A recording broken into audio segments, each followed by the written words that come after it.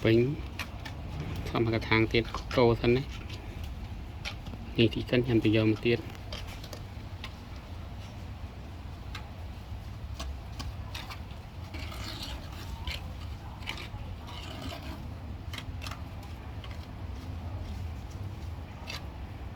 ตึกใดแกงโอเนอร์นี่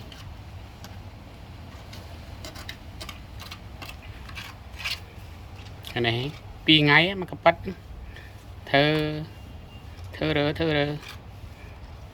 ปัดเกียงมันธรรมดาตึกใดเกียงเคยจะบางภายในทั้งบันดังคาปัญนาบางโอนมาเลยพอเยอะมันเคยจะบางภายในดังผี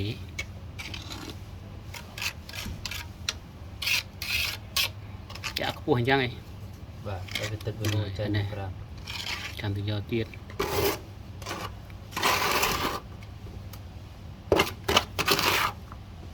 นี่เชียงหมอกโคนจังแตะตองấy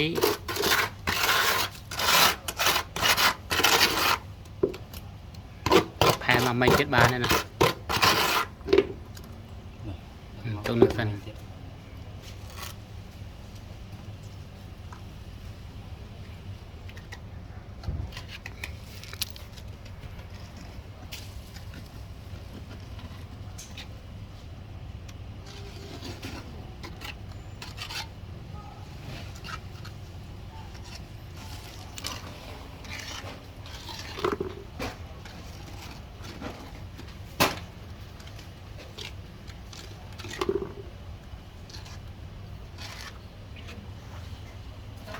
ครับพี่ตั้มไม่อยู่ครับลงไปข้างล่างแล้วครับ